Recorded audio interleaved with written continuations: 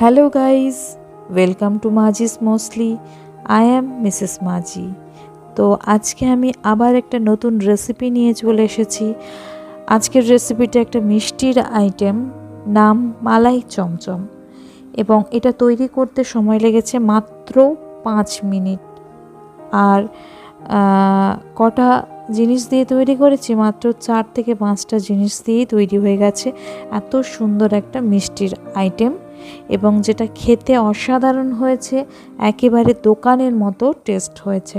এবং মিষ্টিটা কেটে দেখালে বুঝতে পারবে যে কতটা সফট হয়েছে আমার মিষ্টিটা, এবং দেখতেও ভীষণ সুন্দর হয়েছে।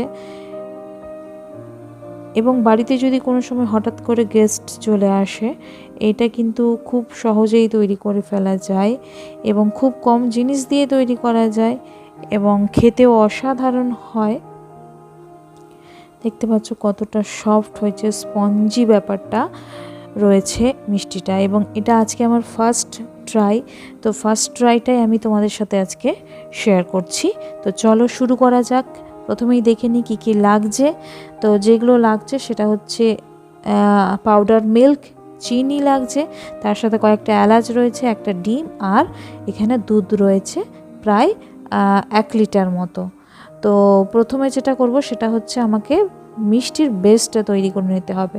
তো এখানে আমার পাউডার মিল্ক আমি নিয়ে নিচ্ছি, প্রায় 200 গ্রাম মতো পাউডার মিল্ক আমি নিয়ে নিয়েছি।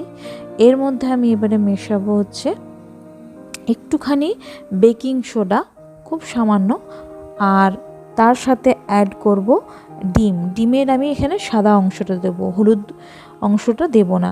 তো এখানে একটা ডিম লাগছে। তো এখানে আমি তোমাদের বলে রাখবো যে ডিমের সাদা অংশটা কিন্তু খুব সাবধানে দিতে হবে, একবারে পুরোটা দিয়ে দেও না। আমার ক্ষেত্রে যেটা হয়েছিল, আমি একবারে পুরোটা দিয়ে দেওয়ার জন্য কি হয়েছিল, এটা খুব বেশি নরম হয়ে গিয়েছিলো, আমাকে পরে আবার পাউডার মিল্ক বা আমুল দুধ সেটা মেশাতে হয়েছিল। এবং আমি আরেকটা জিনিস ভুলে গেছি, এখানে একটু ঘি দিতে হতো, তো আমি একটু ঘি অ্যাড করে দিলাম এখানে।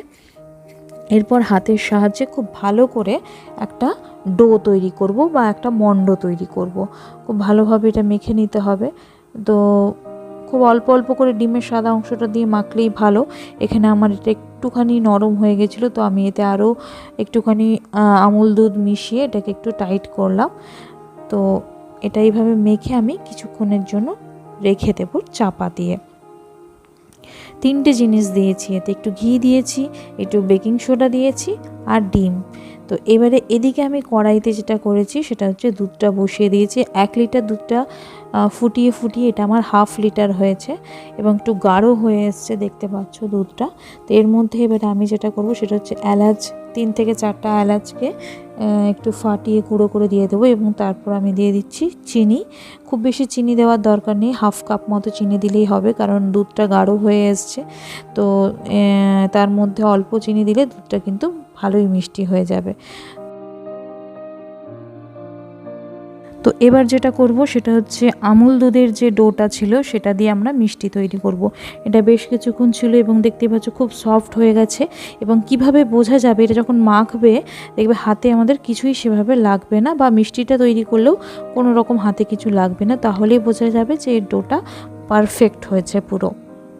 তো এখান থেকে আমি ছোট ছোট করে লেচি কেটে নেবো, একদম ছোট ছোট। যে সাইজের মিষ্টিটা চাইছো তার থেকে কিন্তু একটু ছোট সাইজের মানে তৈরি করতে হবে মিষ্টিটা।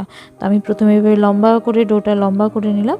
এবারে ছোট্ট ছোট্ট লুচির যে লেচি হয় তার থেকে একটু ছোট ছোট সাইজের লেচি কেটে নেব এবং হাতে করে ভালো করে গোল করব।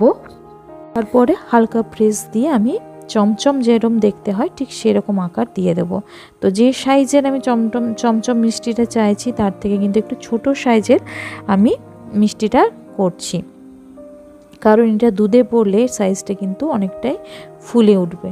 তো এইভাবে আমি ছোট ছোট করে লেচি কেটে একটা একটা করে মিষ্টি তৈরি করে নিচ্ছি। এবং এত ইজি এবং এত সুন্দর খেতে হয় যে বাড়িতে হঠাৎ কোনো গেস্ট চলে আসলেও কিন্তু এটা আমরা খুব জলদি করে তৈরি করে ফেলতে পারি।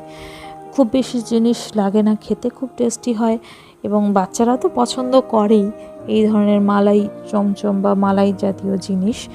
তো এইভাবে আমি দেখো তৈরি করে নিচ্ছি ছোটো ছোটো করে। আমার এইটুকু ডোতেই দেখো অনেকগুলো তৈরি হবে, প্রায় 20-25টার ওপরে মিষ্টি তৈরি হয়ে যাবে।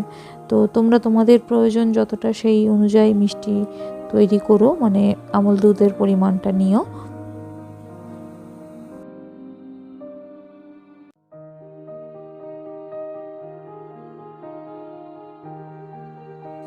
তো এদিকে আমার দুধটা টকবক করে ফুটছে, দুধটা অনেকটাই কমে গেছে। আর এরকম একটা চওড়া টাইপের কড়াই নিলে কি হবে, মিষ্টিটা খুব ভালোভাবে তৈরি হবে, একে অপরের গায়ে লেগে যাবে না। তো এবারে এইভাবে যখন টকবক করে দুধটা ফুটবে, তখন এর মধ্যে মিষ্টিগুলো খুব আস্তে আস্তে সাবধানে ছেড়ে দিতে হবে। এবং এইভাবে দুধটা ফুটতে থাকবে, এবং দুধটা ফুটতে ফুটতেই এর মধ্যে মিষ্টিগুলো কিন্তু কুক হবে, আর মিষ্টিগুলোর সাইজও অনেকটাই বড় হয়ে যাবে। এই সাইজটা একটু বড় হয়ে গেলে বোঝা যাবে যে হ্যাঁ আমার মিষ্টি রেডি হয়ে গেছে। এবং এই সময় কিন্তু গ্যাসের আঁচটা একদম লো ফ্লেম থাকবে, না হলে কি হবে, দুধটা অনেকটাই শুকিয়ে যাবে কিন্তু মিষ্টিটা ভালোভাবে কুক হবে না। তো কম আঁচ থাকলে কি হবে, মিষ্টিটা খুব ভালোভাবে কুক হবে এবং দুধটাও ঠিকঠাক থাকবে। তো এইভাবে ফুটতে ফুটতে এই দেখো, ওয়াও, দেখেছো মিষ্টির সাইজটা, যে সাইজ ছিল তার থেকে একটু বড় হয়ে গেছে সাইজটা, এবং খুব সফট, এরই মধ্যে ফুলে একদম সফট হয়ে গেছে। তবু আমি এখন কিছুক্ষণ এটা ফুটবে, আরও ফোটাবো, তারপর আমি এটা নামিয়ে নেব। এবং এই মিষ্টি কিন্তু গরমের থেকে ঠান্ডা, ফ্রিজে থাকার পর যে ঠান্ডা হয়ে যায়, সেইটা খেতে বেশি ভালো লাগে।